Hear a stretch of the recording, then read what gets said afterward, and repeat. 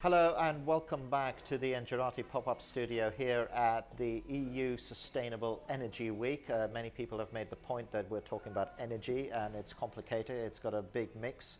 And earlier on we were talking to Gunnar Lawrence from EURELECTRIC about, and we started touching on market design. And so it's with great pleasure that we've got Juan-José here, who's the chairman of the EURELECTRIC Markets Committee. Sorry for looking down. And Juan-José, firstly, welcome. Thank you for squeezing us into your schedule. And I know we've got to be rapid, so I'm going to get to the point. What we're talking about now is a much more complicated situation within the energy mix. There are a lot of forces, renewables, storage, just to name but a few coming into it. And I have a feeling, and it's corroborated by some commentators, that our regulatory framework and our market design needs to take into account and needs an overhaul. Where are you guys sitting on that thing, and what would you like to see happen in the markets framework? Well, first of all, thank you for this opportunity, for this invitation. So, in terms of market design, there are many things that we need to solve. Some of those things are like product of the natural evolution of things. Some of the challenges are problems of our own creation, and we have to solve the mess that we have created previously. So the mess is renewables, or is the mess... the mess is not renewables. Right. The mess is not renewables, absolutely not. Yeah. The mess is that we have done things very frequently, from the point of view of market design and regulation, in the wrong way. We decided to promote renewables, and that was a very sound decision. But I think that in most cases, we promoted renewables in the wrong way. And we implemented renewable support schemes that have contributed to distort the market. And now everybody is worried about bringing back renewables into the market. We shouldn't have left renewables out of the market to begin with, but now we have to bring them back into the market. And obviously doing that with facilities that already exist, etc., is always complicated and is always challenging. But apart from that, the reality is that the generation mix is changing, technology is changing, customers are no longer passive consumers of energy, but they are able to do things. Generators, some of them are more flexible than before, some of them are less flexible than before. So we have a much more complicated environment, and we have an electricity market that needs a review. I wouldn't say it needs a major change, but it needs a significant review, and some new elements should be added. Because it also needs to look to the future. I think, and you mentioned it, we are not going to not use renewables in the future. We have a desire to use more. I accept that, we are also stuck with the legacy systems where feed-ins have been promised for 10 years, so you can't just turn it off. But the question I wanted to ask is, how do we solve those challenges, because they're quite complex. You still got a lot of legacy stuff that needs to roll out, and how do you go about that? Well, you need to respect commitments. You need to respect contracts, and you need to respect the legitimate expectations of investors. This is something that is very important. Otherwise, next time they will not come back to invest. But you need to adapt. And it is part of the industry to adapt to regulatory changes. A few years ago, there was no emissions trading, and then it appeared, and then everybody had to adapt to live with emissions trading. A few years ago, there was no cross-border trading, and then we had to adapt to live with cross-border trading. So obviously, every participant of the electricity market has to be able to adapt to regulatory changes. And you need to find a right combination between adaptation and respecting existing rights and commitments. And where do you see the future of it? I mean, if I were to say to you right now, say, look, let's remove some of the nuances of the issue. If there was one thing that you could change in the current regulatory environment, what would that be?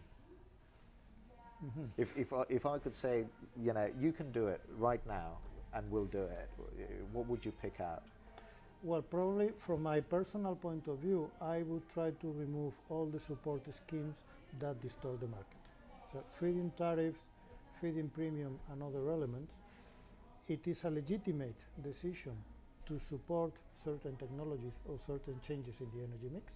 Governments and parliaments are completely entitled to do that, but they need to do it in a way that does not distort the market. So if I could get rid of all those elements, I think that we would have solved a significant part of the challenges that we are currently facing. And do you think that there's a fear, and you're echoing something that was, I think, in last week's Economist, where they're saying, fuel subsidies need to go, to create a sustainable market, if markets is what we want to drive it.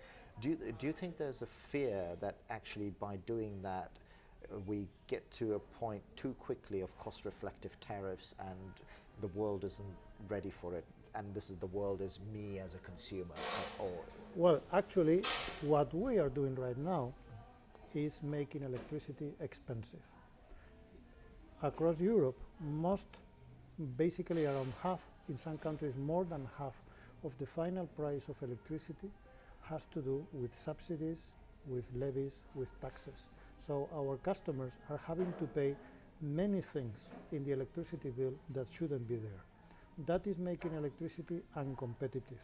That is driving our customers towards other energy sources that are not more efficient than electricity, sometimes are more polluting than electricity, but they are being driven in that direction because of badly designed regulation and badly designed tariffs.